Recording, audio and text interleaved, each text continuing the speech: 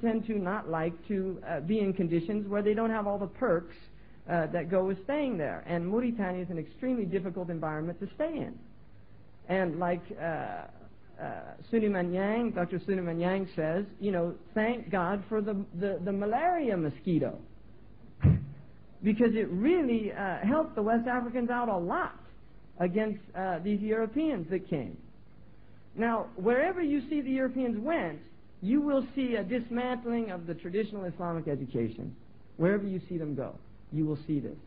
Now, what's fascinating to me, I do not in any way think that Mauritania is the end-all of Islamic education. I think there are a lot of things lacking there. I really do. But, unlike other places, they have not thrown the baby out with the bathwater. You see? I mean, there's bathwater there that needs to get thrown out. But the baby's still there as well. If you go to many other Muslim countries now, it all got chucked out. And this was a gross error by the Muslims, and they were tricked. And if you study it, I advise you to read a book called Social Reform in Syria, because it explains how the Western people literally changed the whole understanding of the Syrian culture about the place of traditional knowledge in their societies.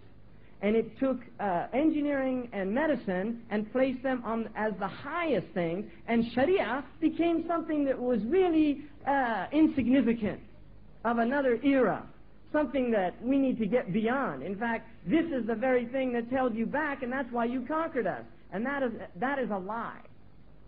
We were not conquered because of traditional education. We were conquered in spite of traditional education, and we have to recognize that. We were conquered in spite of traditional education. And if you don't believe that, you have to question yourself as to why they dismantled our universities one by one until the last one fell in 1938 in southern Morocco, in Marrakesh. You can see this. It was systematically done. Why? Because they're very frightened of people who know their deen. It bothers them. Now, just to look a little bit about the irony, really, of all of this, is that the Western university system is literally stolen without any credit from the Islamic system of training individuals. And these studies have been done extensively by several Orientalists of the later periods. The early Orientalists admitted there was some influence. They did not want to admit the extent of the influence, because it's very unnerving when you're attacking a people, calling them backward and barbaric, and then having to admit that, in fact, the reason that you have become civilized and humanized is those very people. That is problematic.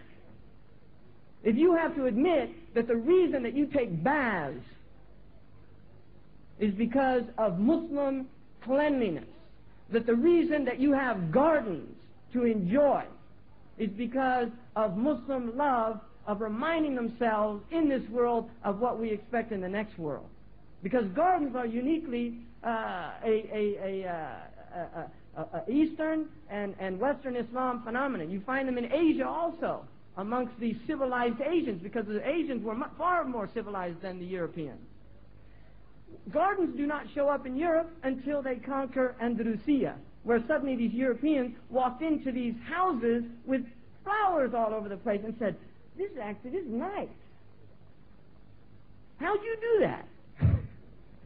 It's called cultivating your garden. Right? They never thought about it. They used to throw their garbage. Garde des loups means watch your head from the feces that they used to throw out of their windows.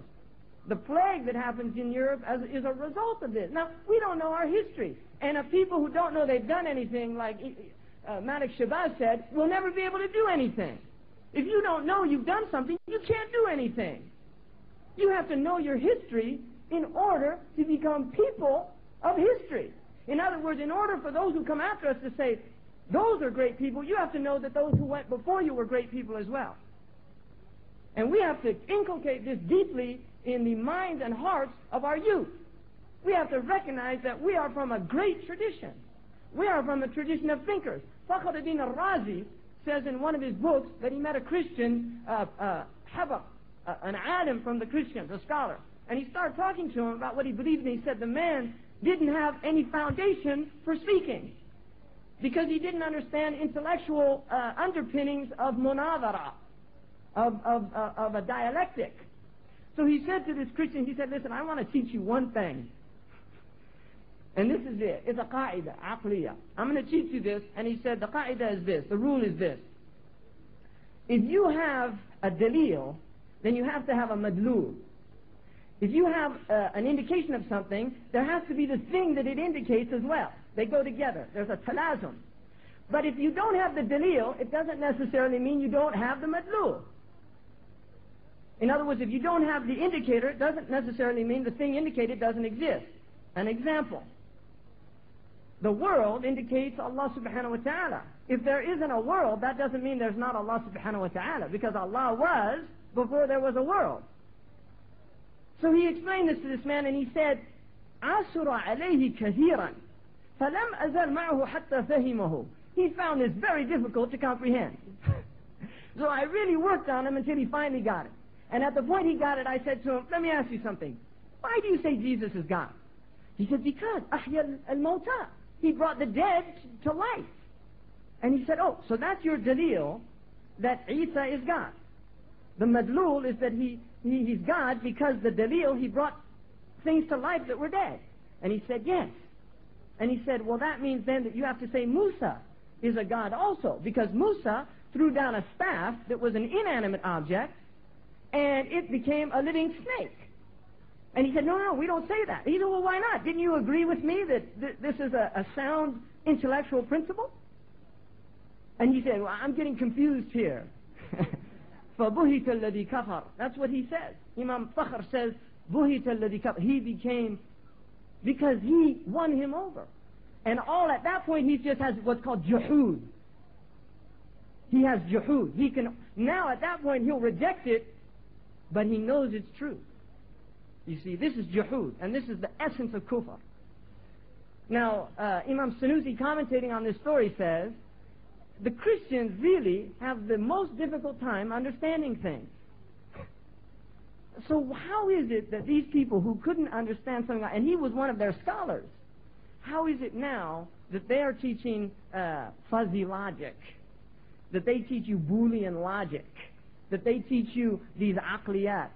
How is it that they've learned these sciences? Well, if you study how it is, they got it through interaction with the Muslims. Roger Bacon, who was teaching in England, used to wear a Saracen robe and a turban and was accused by the Church of England of apostasy because he was teaching that the Muslims actually had important things that we should learn. This is a medieval scholastic. The Pope was sending Christians down to learn from the Muslims in Andalusia. Now, if you look at the university system, because there are no universities in the West until they start looking at how the Muslims are teaching their students. This is the fact. The university introduces the concept of licencia docendi, which is a license to teach, a direct translation of a 4th, 5th century word, ijazatu tadris, a permission to teach what was granted by an alim who had studied with an alim and given him ijazah to give to a student a permission to teach. And at that point he was called mudarris. Doctor is in fact someone who had the license to teach. But before he could be given a license to teach in the West, he had to bring forth a thesis and prove it before a group of scholastics. Now, where did they get that? Before somebody would get a license to teach amongst the Muslims at Al-Azhar, at the Qarawiyyin, at other places, he had to sit before a group of scholars, and he would be asked questions, he would give a fatwa, and he would have to defend the fatwa. And if he couldn't defend it, he would not get an ijazah to teach, because he was not considered of a level in which he could teach people. You can see, this is rife. The chair, they call it the chair of a department. Where did they get that from? They're all sitting in chairs in the university. Why call the professor the chair? Because in the Muslim world, the student sat on the floor and the teacher sat on the chair. And so you had the chair of Nahu, Kursi al-Nahu, Kursi al-Fiqh, Kursi al-Qira'at, Kursi al-Tafsir, Kursi al-Hadith. And on. I could go on and on. Graduation. Where do they get this gown from? Because it looks a lot like what our scholars wear in the Middle